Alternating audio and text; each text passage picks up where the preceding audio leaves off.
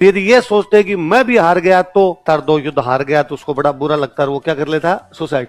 और ऐसे कई एग्जाम्पल है, जब राजा लगातार 2 युद्ध हारे वो बाद में सुसाइड करके, वो शायद थोड़ा सा दुश्मनों से भी सीख लेते। तुर्क कितनी बार हारे, कब हारने लगे थे, उसके बावजूद वो लड़ते रहे, तो 1192 में सक्सेस हो गए। 1192 में दिल्ली पर कब्जा कर गए, और एक बार कब्जा नहीं किया उसके बाद 700-800 साल तक वही रहे। हरिराज भी क्या पता सुसाइड नहीं करता, वापस लड़ाई की तैयारी करता, ये जीत जाता।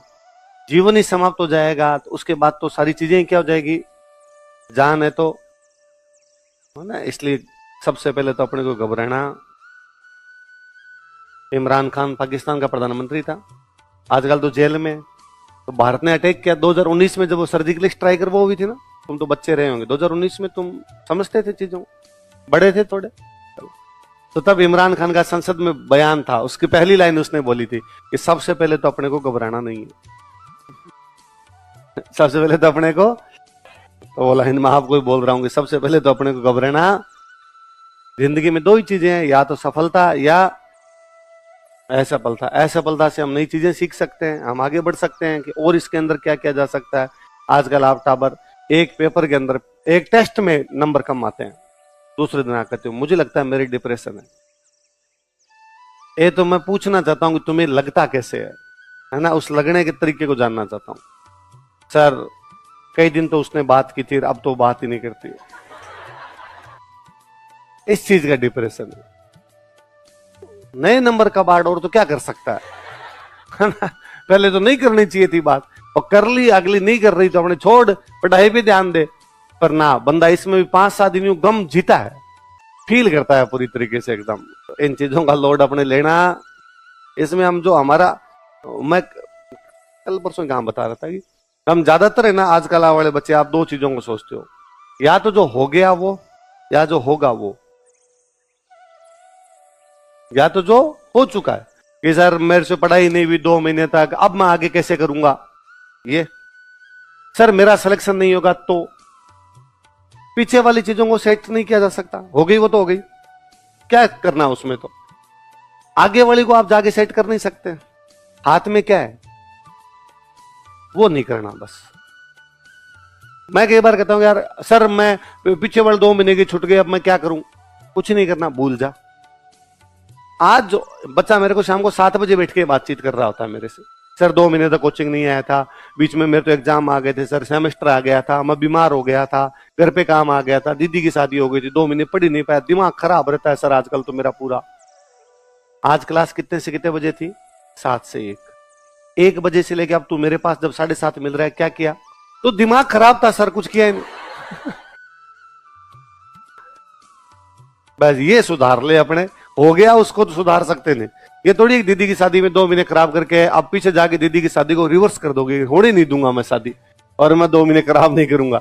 वो तो जो चीजें होनी थी वो हो चुकी है। या इस बात का सोचता रहता कि मेरा सिलेक्शन नहीं होगा तो कि क्या इलाज। तो औकात ये है कि रोड पे जाएं गाड़ी के अंदर बैठकर, उस समय कोई ट्रक ठोक जाए तो इसका मतलब ये थोड़ी है कि पैदल चलें और एक हेलमेट लगा ले और साइड में चलें। कोई गाड़ी वाला है कि ना प्लीज इधर मत आना, तुम्हें नहीं दिख रहा मैं पैदल चल रहा हूं, ऐसे तो कहां जिएंगे। इसलिए अपने को ज्यादा फोकस इस पे करना है अभी क्या किया जा सकता है। देख लो तुर्कों ने किया, यदि वो इसमें लगे रहते कि यार हमारे तो इब्राहिम हार गया था, शहाबुद्दीन हार गया था, बकुली शाह हार गया था, गर्जन मातंग हार गए थे, खुसरो शाह हार गया था, तुर्क हार गए थे, अब हम क्या करेंगे, आते ही नहीं। और यदि ये सोचते कि मैं भी हार गया तो भी नहीं आते, पर वो आए, बार आए, हारने के बावजूद आए तो जीत गए। अपने यहां 2 टेस्ट में नंबर कम आए एक भाई के, सुसाइड कर गया। क्या पता हरिराज जिंदा रहता तो इतिहास अलग प्रकार का होता। हरिराज दिल्ली पर यदि दोबारा कब्जा कर लेता तो आज हम पढ़ते चौहानों का सर्वश्रेष्ठ राजा कौन था, हरिराज था। पर चूंकि वो मर गया तो अब हमारे पास 2 कहानी है। उसने दिल्ली पर आक्रमण किया, हार गया, दिल्ली वालों ने उस पर आक्रमण किया, हार गया, उसने आत्महत्या कर ली। 3 लाइनों में इतिहास खत्म है। इसलिए जीवन में सबसे अधिक आवश्यक है संघर्ष। इसलिए मैं कल कह रहा था हमारे भारतीय इतिहास में भी उन लोगों को ज्यादा मान्यता दी है जिन्होंने संघर्ष किए। गोरा बादल नहीं जीते, मर गए थे, हार गए थे, उसके बावजूद हम गोरा बादल को जानते हैं। जेता कुंपा नहीं जीते, मर गए थे, हार गए थे, पर फिर भी हम जेता कुंपा को जानते हैं, वरना मैंने खूब सारे ऐसे युद्ध बताए होंगे जो हमारे राजाओं ने जीते हैं, आप उनके सेनापतियों के नाम भी नहीं जानते। हमने उनको, भाई जब आप विपरीत परिस्थितियों के अंदर थे उसके बावजूद जाके लड़े थे, वही तो लड़ाई है। सब कुछ फेवरेबल ही है, उसके अंदर तो क्या है, उसमें तो मजा ही नहीं है। इसलिए जिंदगी में चैलेंजेस होने चाहिए, तभी आक्रामकता निकलती है व्यक्ति के जीवन में। विलासिता जो होती है वो आक्रामकता को कम करती है। क्या है? लग्जरी जो होती है वो आपका जो अग्रेसिवनेस जो होती है उसको क्या कर देती है। जब चैलेंजेस होते हैं ना तब हमेशा दिमाग में चीजें आती है। और पहले हम आईएएस के लिए मेंस लिखते हैं ना तो आंसर राइटिंग प्रैक्टिस करते हैं, या आरएस का मेंस लिखते हैं तो आंसर राइटिंग प्रैक्टिस करते हैं। तो दिलीप सर ने, तब कम ही बच्चे हुआ करते थे, सर ये आंसर लिखवा लिया करते, सर हमारे चेक किया करते, संडे संडे यूं आते हम। टेस्ट सीरीज जैसा ऐसा कुछ ज्यादा नहीं होता था। तो आईएएस वाले मान लो 15 लोग मेंस वाले हैं या 10 लोग मेंस वाले हैं, तो बैठ के लिख रहे हैं, तो कहां तक याद करके आना है। तो मान लो सर ने कहा कि कल तो ना सिंधु घाटी सभ्यता से लेके मौर्य काल तक याद करके आ जाना। फिर एक पेपर पकड़ा देते हमें कि 10 क्वेश्चन लिखो, लास्ट में एक दूसरे के पढ़ पढ़ के देखते कि किसने कैसा लिखा है। अब मान लो एक दिन मौर्य काल तक तो क्वेश्चन थे, बाद में 2 क्वेश्चन एक गुप्त काल का भी पूछ लिया और एक गुप्तोत्तर काल का भी पूछ लिया। तो बाद सर को हम कहते, सर ये तो दिया ही नहीं था, हमें पूछ लिया कि यार पढ़ा हुआ तो है ना, सिलेबस तो पूरा हो ही रखा है, ये तो रिवीजन चल रहा है अपना। कहां सर, लिखो, अब भी लिखो, कितना दिमाग में आता है। और ज्यादातर समय ऐसा हुआ है कि सबसे अच्छे आंसर तब लिखे गए हैं जब वो नहीं पढ़ गए थे, तब दिमाग पे जोर पड़ता, दिमाग जोर डालता यार क्या था गुप्त काल में, ये था ये था ये था। वरना रात को पढ़ा, सुबह आके लिख दिया। रात को मौर्य काल ही पढ़ा था, सुबह मौर्य काल का क्वेश्चन है लिख लिया। रात को सिंधु घाटी सभ्यता पढ़ी थी, सिंधु घाटी सभ्यता क्वेश्चन है वो लिख लिया। गुप्त काल 2 महीने पहले पढ़ा था, अब क्वेश्चन लिखना है कि जो नहीं आता उस पर लिखने का अभ्यास किया जाए, और तब वास्तव में अच्छी चीजें निकल के आती है। और तब कई बार लगता है कि अरे यार मैं गजब इंटेलिजेंट हूं यार, ये क्या लाइन लिखी है यार, ये लाइन तो किताबों में नहीं है पर मेरे दिमाग में अब आई है, मैं यहाँ लिखते समय मैं अच्छा कर गया इस चीज को। तो जब चैलेंज आते हैं ना तब अपना दिमाग रिएक्ट भी करता है, उसके अनुसार काम भी करता है। जब आप चैलेंज लोगे नहीं, यूं धीमे धीमे धीमे धीमे चलते रहोगे, तो बाद दिमाग भी उतना एक्टिव रहता। पहले बड़ी चीज, इसलिए यूं 2-2 टेस्ट में नंबर कम आने से डिप्रेशन में आना, और डिप्रेशन नाम की कोई चीज होती नहीं। पहले तो इस बात को यूं मान लेना कि ना, ऐसा कम से कम राजस्थान के लोगों को तो कोई डिप्रेशन आता होगा, और कहीं के लोगों को आता होगा। सीन बी लगाओ अभी तो लगे। सी मतलब सर्दी, सी मतलब, बी मतलब डर, बी मतलब सीन बी लगाओ अभी तो लगे। सर्दी और डर जितना लगाओगे उतना लगेगा। 3 स्वेटर पहन के ऊपर जैकेट पहन के कंबल ओढ़ के तो भी आदमी यूं करता रहता है, और कई यूं एक नॉर्मल शर्ट पहनी हुई, टी शर्ट पहनी हुई, उसके अंदर ही घूमता रहता है, नहीं लगती उसको, नहीं लगती। डर, किसी को यूं रात को पानी पीने जाते टाइम भी 2 बार आंखें बंद करके जाता है, भूत ना दिख जाए। ये का ये कोई खेत में गंगानगर साइड में रात को पानी लगा रहा होता है, व्यक्ति अकेला ही होता है, नहर के पानी में ठंड के अंदर ही खड़ा रहता है, उसको दोनों नहीं लग रहे होते हैं। तो ये आप पे डिपेंड करता है कि आप कितना लगाना चाहते हो, तो वो का वो आपके डिप्रेशन वाला है। पर होता क्या जी, बंदा फील लेना चाहता है कि मैं हूं डिप्रेशन, खुद को ही लगाना चाहता है कि नहीं मैं दुखी हूं, दिखाना भी चाहता है, मुंह लटकाया वैसा रखेगा। कोई पूछेगा क्या डिप्रेशन में चल रहा हूं आजकल, तो अगला बंदा भी कहता भाई सब हो जाएगा, चिंता मत कर, है ना। सहानुभूति जीवन में सबसे बुरी बात है। जीवन में कभी किसी से सहानुभूति लेनी, यूं एग्जाम में फेल भी हो जाओ और कोई आगे कहने अरे भाई कोई बात नहीं, चुप रह, पंचायती मत कर, क्या कोई बात नहीं, मैं मेरा पढ़ लूंगा कर लूंगा, तू तेरा देख ले, है ना। जब आप ये करने लग जाते हो ना, कि लोग आपको ये कहते हैं कि यार तू तो पढ़ाई में तो बहुत अच्छा था, तेरा सिलेक्शन नहीं हुआ, बुरी बात है, आपको अच्छी लगने लग जाती है वो चीजें। तेरे साथ बहुत बुरा हुआ जीवन में, आगे तू कुछ और कर लेगा, फिर आप आगे करना ही नहीं चाहते। आप चाहते हो मेरे पास डेली कोई ना कोई आए और मेरे को आगे कहे कि बहुत बुरा हुआ, उसमें रस आने लग जाता है, आदमी को मजा आने लग जाता है। इस प्रकार का रस आना। और दिल्ली पे अटैक कर दिया था मंगोलों ने, मंगोल दुर्धर्ष योद्धा हुए, जगह जगह अटैक किए मंगोलों ने, और मंगोलों ने दिल्ली पर आक्रमण किया, पर उसमें मंगोल हार गए, जलालुद्दीन जीत गया। तो 4000 मंगोल गिरफ्तार कर लिए गए। कितने, किसने गिरफ्तार कर लिए? जलालुद्दीन खिलजी ने। अब उसने उन मंगोलों का, तुम्हारे सामने 2 ऑप्शन है, या तो मैं तुम्हें मार दूंगा या मुसलमान बन जाओ। तो उन मंगोलों का सेकंड वाला ऑप्शन ठीक है। तो 4000 मंगोल क्या बन गए? मुसलमान बन गए। तो उनका नाम ही पड़ गया नए मुसलमान। क्या नाम पड़ा? नए नए बने थे नए मुसलमान। और दिल्ली में उनको लिए कॉलोनी बसाई गई थी, आज दिन तक दिल्ली में कॉलोनी है मंगोलपुरी। कौन सी? जहां मंगोल रहते उस जगह का नाम क्या पड़ गया? इसके 3 साल बाद 1299 में अलाउद्दीन खिलजी गुजरात पर अटैक करता है। कौन, कहां पे अटैक करता है? तो सेना के अंदर नए मुसलमान भी गए, जो मंगोल थे नए मुसलमान गए। इन नए मुसलमानों के मंगोलों के दो नेता है, एक नेता का नाम है मोहम्मद शाह, एक नेता का नाम है के हबरू। अब अलाउद्दीन जीत गया, अलाउद्दीन जीतने के बाद गुजरात को लूटा, लूटने के बाद में जो धन मिला उसका बंटवारा किया सेनापतियों में, इसको इतना दे दो, इसका इतना दे दो, इसका इतना दे दो। बाकी सेनापतियों को ज्यादा दिया, इन दोनों को कम दिया। तो इन दोनों के मन में ये आई कि अलाउद्दीन ने अपने मुसलमान सेनापतियों को दिया ज्यादा और हम नए नए मुसलमान बने, हम मंगोल हैं इसलिए हमें दिया है कम। तो इन्होंने जो दिया था ना वही वापस भेज दिया, रख ले, फिर इतना क्या देना है, कोई भीख थोड़ी है कोई जो इतना सजे हम लड़े हैं, दे दब तो ढंग से दे, वरना ये भी नहीं लेना है।